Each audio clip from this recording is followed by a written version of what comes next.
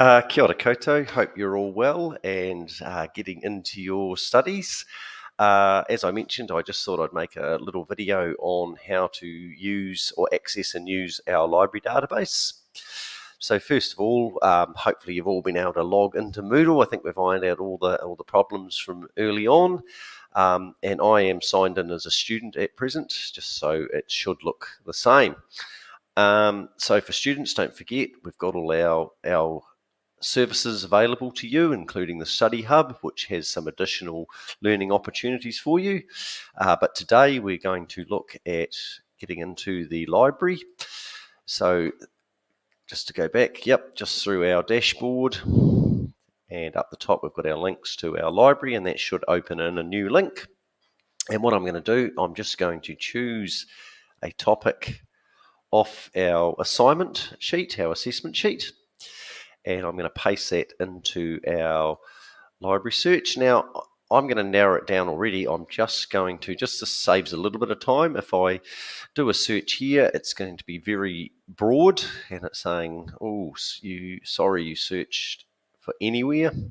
So what I'm going to do is just change that to, I start with usually with just journals, articles, and then we can find what we need. So as you saw, I've just done a search on cardiovascular disease. Now, it's good to have that Aotearoa New Zealand in there because that is going to narrow it down.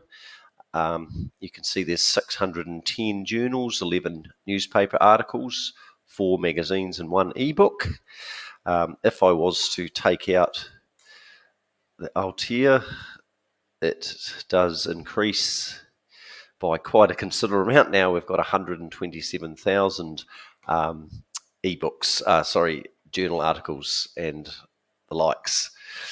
So we'll stick to our including Aotearoa New Zealand in there, and just over to the left here you can see we've got our search. You can refine your search if you want to narrow it down. Again, we've got our numbers of different types of articles. Now, here's a good feature. You can customize the range, but I'm just going to bring it down to 5 years. So all publications published within 5 years, you can see that has reduced the amount of availability. You can filter and see who the authors are, so you can use those to find or search other papers by these authors, as well as just where they come from. So lots of little tricks at the left there of ways to narrow down or filter your search.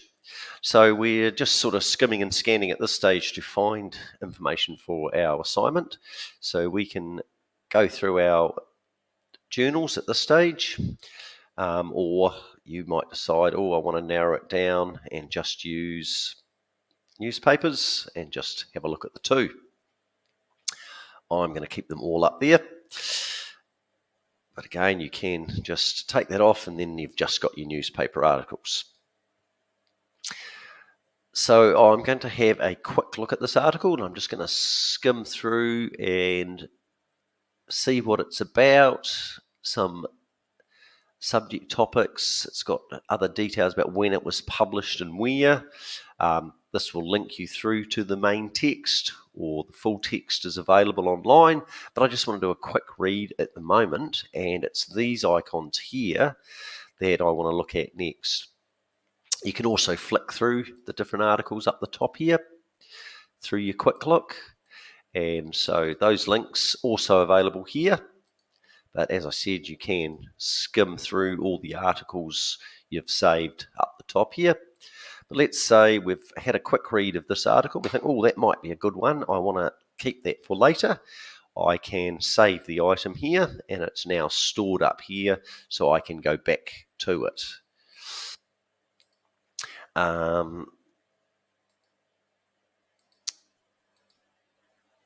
Just going to, go back to results. There we go, finding our way around. Save it there. You can copy the link if you wanted to copy that and maybe paste it to your assignment document at the bottom, just as a reference point for keeping it somewhere safe. You can email this item to yourself. and that way you can store it in either a drive or on your hard drive, desktop or hard drive. But this is quite a cool little one. This little speech bubbles, it says cite this item.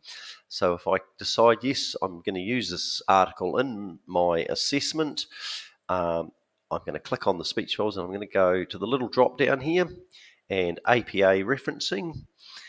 And what that does is that puts it into APA referencing format for me, and I can now copy that and paste it to my assignment in my referencing section.